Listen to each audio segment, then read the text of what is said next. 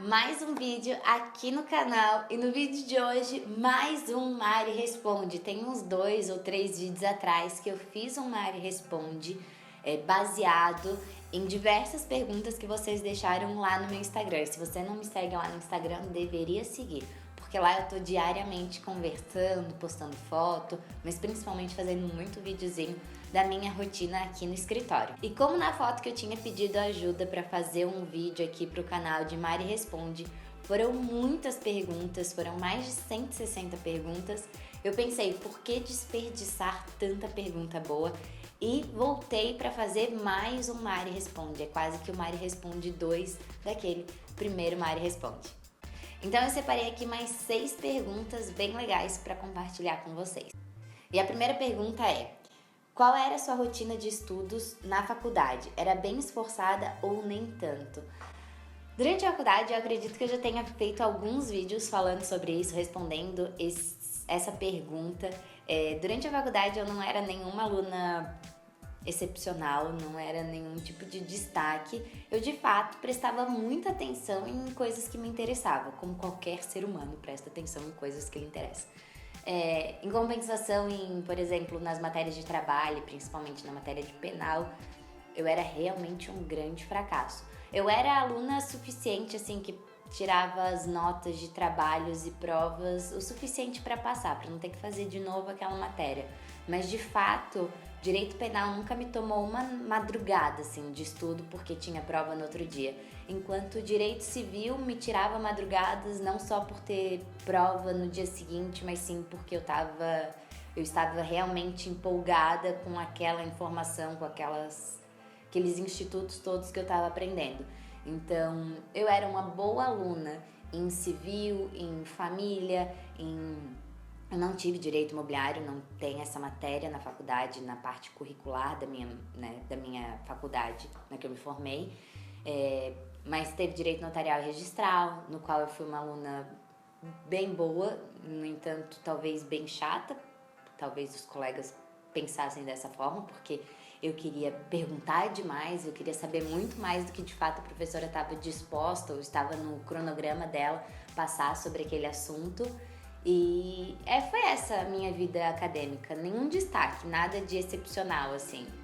Me interessava, como eu falei, como qualquer ser humano, prestava atenção no que de fato me interessava. E eu já vou puxar a segunda pergunta, algo muito parecido que ainda tá ali na parte da faculdade. Que tipo de aluna era durante a faculdade e você se dedicava quantas horas por dia ou semana? Então, na verdade, como eu falei, era uma aluna muito normal e eu não tinha uma rotina, eu não era organizada durante a faculdade para ter uma rotina, por exemplo, das 10 da noite às 11 da noite eu vou estudar todos os dias e montar um cronograma. Não, durante a faculdade eu não fiz isso, eu fiz isso mais durante a OAB, né? Mas daí eu não vou dizer que era para a faculdade, porque de fato era para o exame da ordem. Agora, durante a vida acadêmica, para as provas de fato da faculdade, eu ia ajustando o meu tempo de acordo com o que eu via necessidade, que eu precisava estudar para aquele conteúdo, né? Até porque durante toda a minha faculdade eu já tinha minha empresa, então era muito difícil estudar. Boa parte da faculdade eu já era mãe, cuidar da empresa e ainda ter um estudo extra além daquele. Então eu estudava além da faculdade? Sim, estudava, mas não tinha dia, horário certo para isso, era quando eu via necessidade. A não ser as partes que me interessavam de verdade, como eu falei antes na outra pergunta, que era direito de família, sucessões, notarial registral, civil. Essa parte, assim, era aquela situação de cheguei em casa, sentava no sofá, pegava um livro ou no próprio celular buscava um artigo e ficava lendo no sofá da sala, assim, sabe? Mas sem aquela pressão de sentei estudar porque eu tenho que cumprir 2 horas de estudo diário.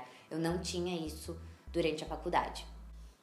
Separei essa pergunta até para colocar alguns pingos nos is, não com essa pessoa, obviamente, mas é porque eu falo tanta coisa e talvez vocês acabem confundindo as informações. E essa pessoa me perguntou assim, Mari, acho que você comentou uma vez que seus pais têm uma imobiliária. Se sim, você atua ainda como corretora?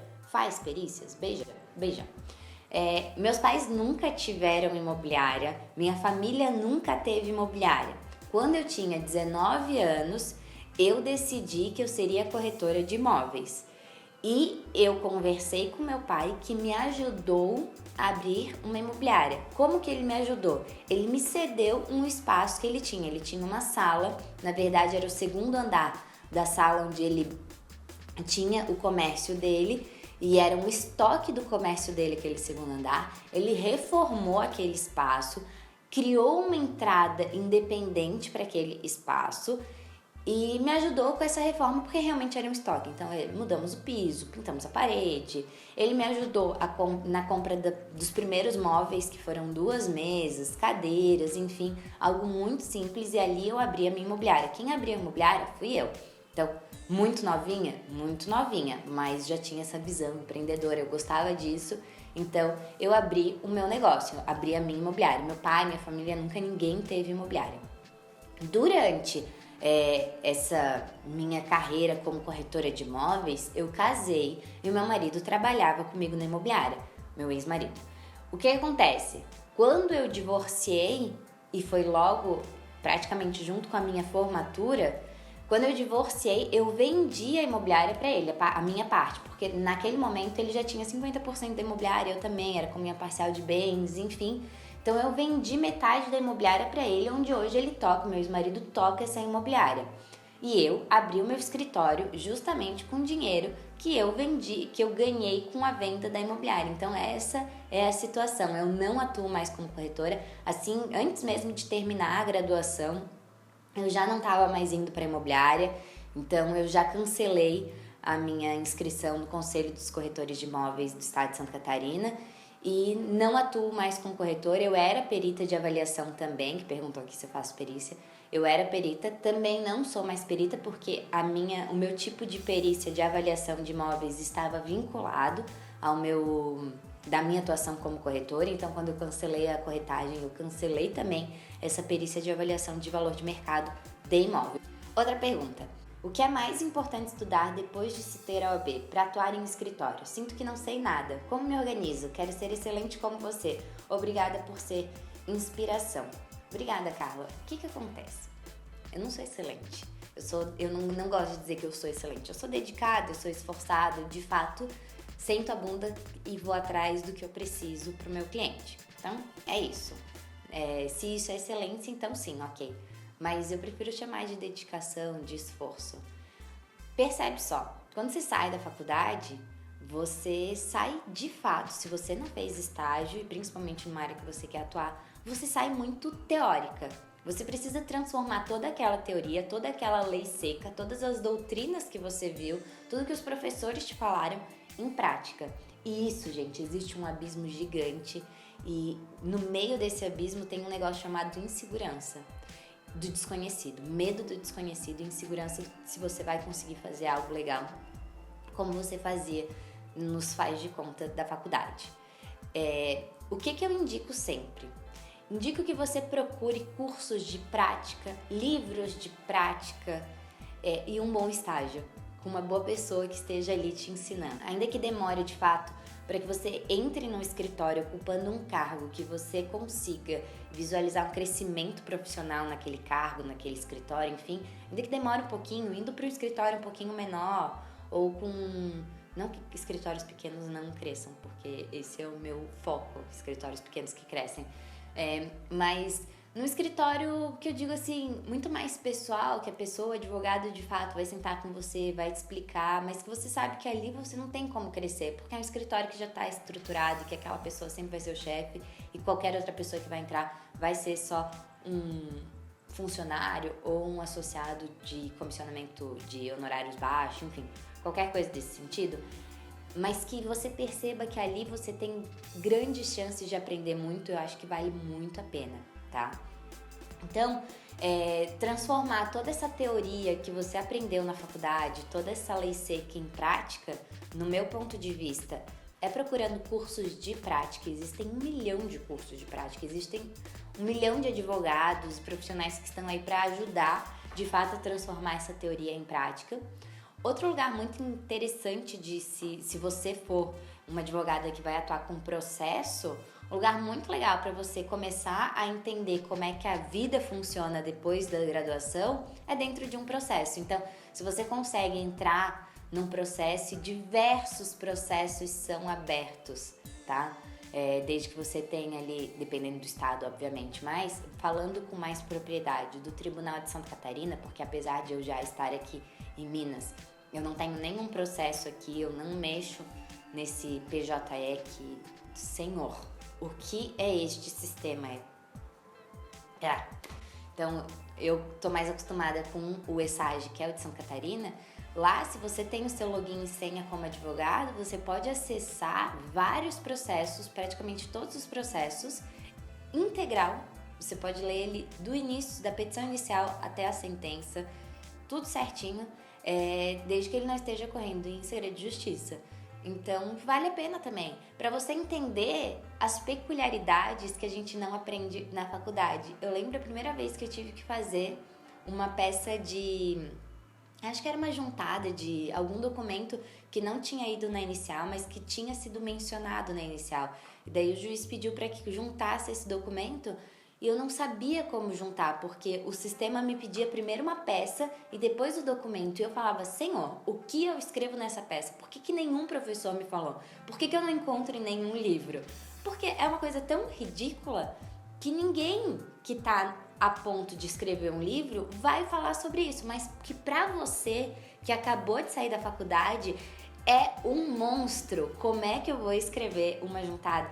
Enfim, várias outras coisinhas muito delicadas, sabe? Mariana, eu só posso escrever a inicial e a réplica, e se eu precisar informar alguma coisa no meio do caminho, nenhum professor me falou sobre isso, é possível, como eu faço?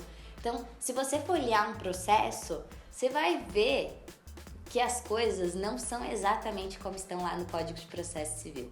Então, essa é a minha sugestão para você.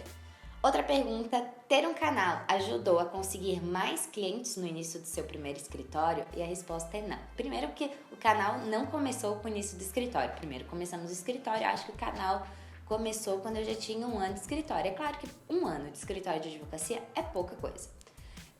Mas não, até porque o canal aqui é muito mais focado para quem é operador de direito como eu. E apesar de que operadores de direito também buscam por advogados, como eu, por exemplo, tenho uma advogada que trata da minha questão do Marco Aurélio, né, de alimentos, enfim, essa questão dessa assessoria, desse acompanhamento.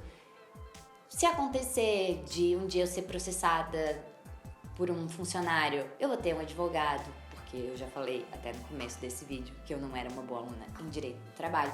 Então, essas questões assim, não que um operador de direito não possa ter advogado, mas os vídeos aqui são focados não em passar conteúdo jurídico, né? É claro que tem diversos vídeos que eu falo de conceitos e conteúdos do que eu atuo na prática.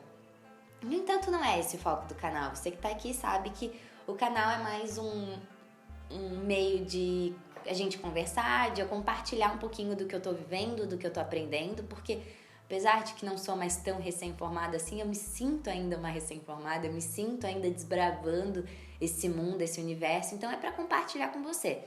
Nunca tive cliente que veio do canal. Cliente que veio do blog, sim, porque lá o blog a coisa é séria. O blog eu falo só de direito imobiliário. O blog eu e diversos colunistas focados no mercado imobiliário, focados em trazer e criar conteúdo para essas pessoas, não só para advogados e acadêmicos, como também para os construtores, para os compradores, vendedores, inquilinos, locadores, enfim, todo esse pessoal de fato que podem ser clientes. Então, do blog, sim, já veio cliente para mim, eu já sei de colunistas meus, que eles sempre comentam que receberam, atenderam clientes, fecharam clientes que vieram através do blog. Agora, do canal, não, isso não acontece.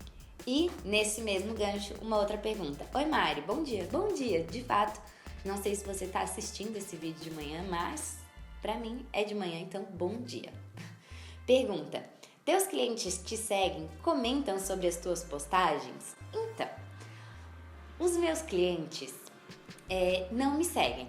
De fato, a maioria deles não me segue. A maioria deles não me segue.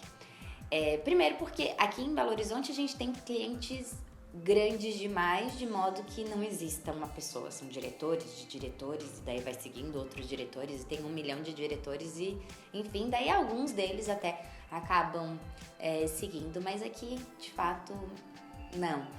Lá em Santa Catarina, sim, tinha uma questão de mais pessoalidade com os meus clientes. Nesse caso, nenhum deles começou a ser meu cliente porque me seguia. Alguns clientes que são meus clientes de anos, por exemplo, mensalistas, enfim, acabam conhecendo o meu trabalho aqui na internet e me seguem também. Aconteceu uma situação de um cliente que eu estava fazendo uma incorporação imobiliária para ele, lá em Santa Catarina, e eu não sabia que ele me seguia. Eu sempre cuido muito nunca aconteceu de eu expor o nome de um cliente, nunca aconteceu de eu mostrar um serviço de um cliente, né, expondo o problema dele, ou enfim, o que a gente estava resolvendo. Mas eu estava sentada lá no escritório trabalhando e tinha a planta de um dos pavimentos, do último pavimento do prédio que ele estava construindo. E daí estava no chão. E eu tava lá trabalhando na minha mesa e a planta ali do lado no chão, que eu olhava a planta e escrevia o que eu tinha que escrever no computador. Até que eu olhei e tinha uma piscina linda que ele ia construir no último pavimento do prédio. E eu filmei no Instagram a piscina e coloquei uma bonequinha nadando na piscina. E enfim, e foi só uma brincadeirinha, assim, não dava pra ver qual era o prédio, onde é que seria, nada disso. E a gente tinha lá no WhatsApp um grupo de todas as pessoas que eram relevantes para aquele projeto. Por exemplo, tinha alguns corretores que venderam o terreno para ele e que atuariam na venda das unidades depois que a incorporação tivesse feita. Tinha o grupo de arquitetos que trabalhou para fazer o projeto, os quadros da NBR. Tinha a doutora Pamela, que é a outra advogada lá do escritório de Santa Catarina, e os proprietários da construtora. E de repente um dos proprietários da construtora mandou no grupo um print da minha bonequinha nadando na piscina. Eles riram horrores e eu fiquei muito envergonhada. Eles não acharam ruim, eles acharam super divertido, acharam engraçado, enfim, tudo, não se sentiram ofendidos, nada disso, pelo contrário. Mas eu fiquei com vergonha, assim.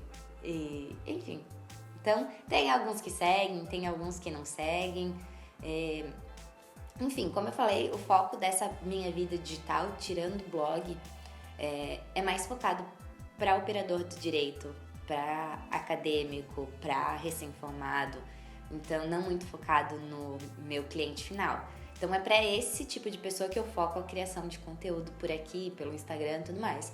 Mas, inevitavelmente, algum cliente ou outro acaba acompanhando. Às vezes eu fico com vergonha, não vou dizer, eu falei pra vocês já que eu sou envergonhada, né? Mas às vezes eu fico com vergonha, mas eu continuo fazendo. Então é isso, pra não ficar muito comprido, esse daqui foi o vídeo de hoje respondendo mais 6 perguntas que vocês mandaram pra mim lá no Instagram. Como eu falei, se você não me segue no Instagram, segue lá que a gente consegue interagir muito mais aqui pelo YouTube. E é isso, se você gostou desse vídeo, não esquece de curtir. Se você também tem aí uma pergunta, não vamos deixar de lado esse pessoal do YouTube. Então, se você também tem alguma pergunta que queira que eu responda no próximo Mari Responde, pode deixar aqui nos comentários que eu vou já salvar pro próximo Mari Responde, tá certo? Se você gosta desse vídeo, também me comenta, porque se vocês não gostam, eu paro de fazer. Mas se vocês gostam, que parece muito que gostam lá no Instagram, eu continuo produzindo esse tipo de conteúdo por aqui, conversando um pouco mais com vocês. Até semana que vem e tchau!